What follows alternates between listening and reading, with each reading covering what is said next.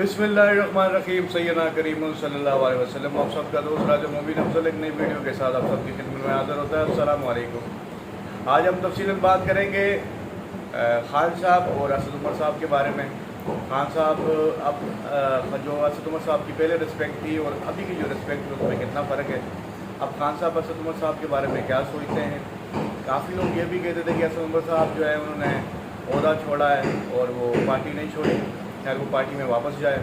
और असद उमर साहब ने अब खान साहब के बारे में जो बातें करनी शुरू की हैं उसका रद्द-ए-अमल क्या हो सकता है, ये सारी चीज़ें मैं आपको बताऊंगा। सबसे पहले तो मैं सबसे रिक्वेस्ट करूंगा, मेरे जितने भी भाई हैं मुझे देखने वाले हैं जनाब, ज़्यादा से ज़्यादा मेरे चैनल को सब्सक्राइब किया करें, लाइक किया करें, शेयर किया करें ताकि मेरी वीडियो सब तक पहुँच सके। और आप सबका शुक्रिया जो लाइक करते हैं, देखते हैं और शेयर करते हैं। अब हम आते हैं अपनी असली बात पर।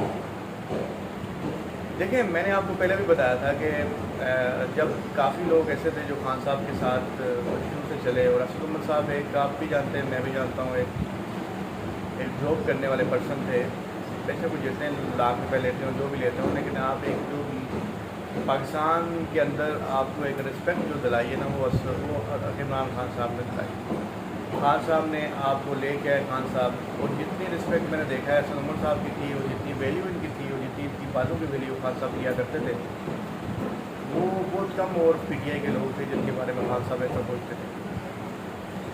क्योंकि असद उमर साहब हमारे हल्के ने 54 से लड़ते हैं इलेक्शन, तो हम और मैं इनका कोऑर्डिनेटर भी रह चुका हूँ। और आप मेरे साथ इनकी सब रिलेशन एक फैमिली रिलेशन थे असद उमर साहब के साथ। बहुत ही अच्छा आपने एक डेवलप किया और NA-54 के काम भी कराए थे इनके साथ। हमारी कनेक्टिविटी और जो इलेक्शन था इनका 2018 का, उस वक्त हम हमारी कंपेन जो थी वो ऑल ओवर वर्ल्ड सबसे बड़ी कंपेन थी हमारी, पूरे पाकिस्तान में सबसे ज़्यादा काम NA-54 में किया था।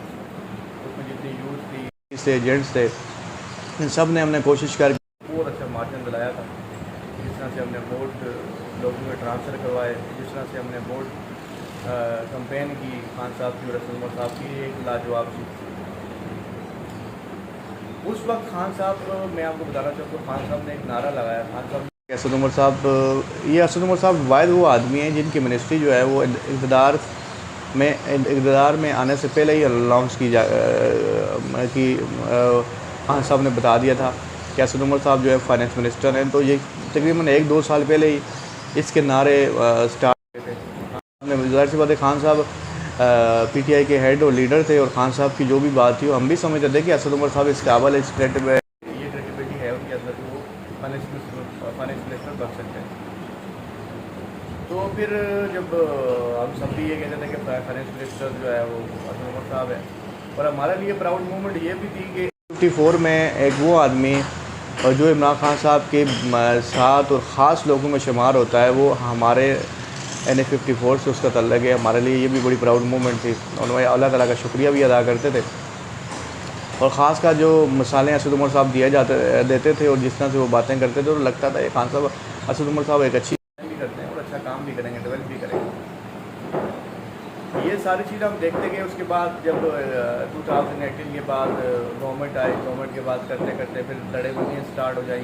इस्लामाबाद में लड़ेबंदियाँ स्टार्ट हो गई। लड़ेबंदियाँ के अंदर दो ग्रुप बन गए।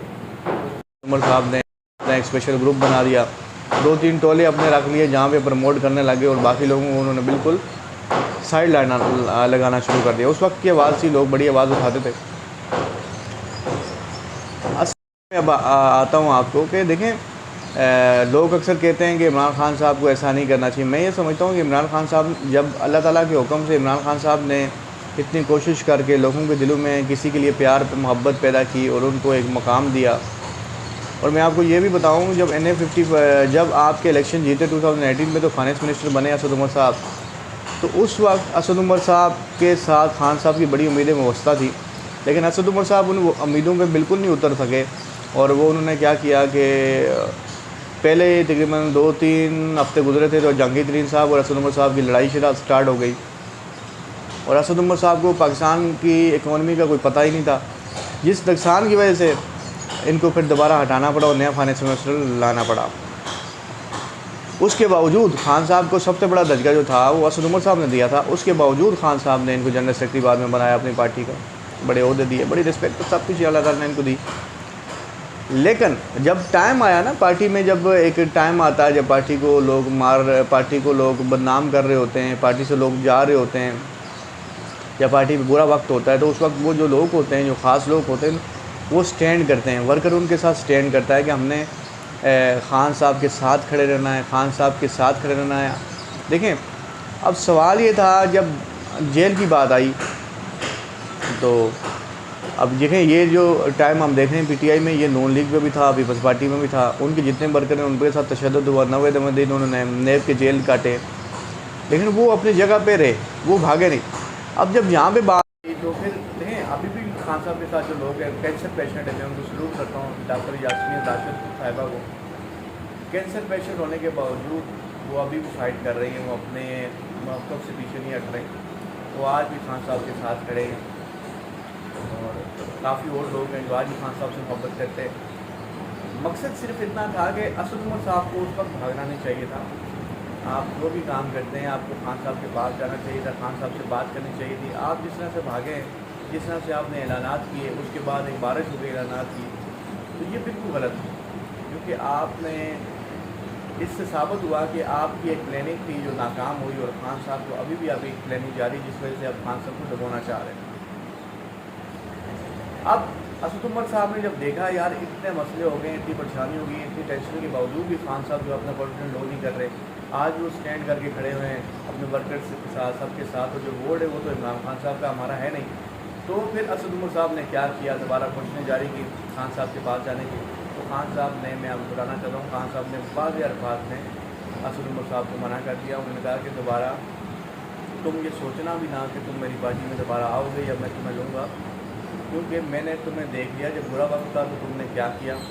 और ये लॉजिक हमें भी समझ नहीं आती ना, आप पार्टी का ओहदा छोड़ दो लेकिन है पार्टी में, यार ये कौन सी लॉजिक है, आपने पार्टी का ओहदा छोड़ा तो पार्टी कम्युनिटी भी छोड़ो, साइड हो। लेकिन असद उमर साहब को खान साहब ने जब मना किया, उस दिन कल भी खान साहब की और अदालत में असद उमर साहब से मुलाकात हुई, तो खान साहब ने असद उमर साहब को मुँह नहीं लगाया, वो साइड हो गए। अब जब मुँह नहीं लगाया तो असद उमर साहब को ये समझ आ गई कि बस अब मेरे जो चांसेस है बिल्कुल ख़त्म हो गए, अब मैं कुछ नहीं कर सकता, अब पीटीआई में तो मैं जा नहीं सकता। तो असद उमर साहब ने रात को काशी उपवासी के प्रोग्राम में जाके काफ़ी ऐसे एलिगेशंस लगाए हैं, काफ़ी ऐसे इशारे दिए जो खान साहब पे डायरेक्ट जा रहे थे, कुछ लोगों पर डायरेक्ट जा रहे थे, खान साहब को बदनाम करने की कोशिश कर रहे थे।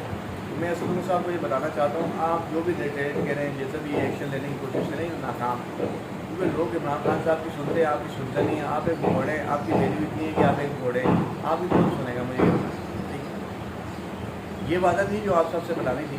और NA-54 की आवाम से मैं फिर एक और बात दर्ज करना चाहता हूँ, याद रखें अगर दोबारा असद उमर साहब NA-54 में आते हैं, आपने इनकी बात, इनकी वैल्यू, इनकी हर चीज़ याद दिलानी है, ताकि 7 नस्लें भी याद रखें कि खान साहब के टिकट में, खान साहब के टिकट पे आप कैसे लड़े और लोगों ने आपकी कैसे हमायत की, और अभी आप कैसे लड़ रहे हैं। तो में याद रखिएगा, आप सबका दोस्त राजा मोमिन अफजल एक नई वीडियो के साथ हाजिर होगा। पाकिस्तान जिंदाबाद, पाकिस्तान आर्मी जिंदाबाद। सलाम अलैकुम।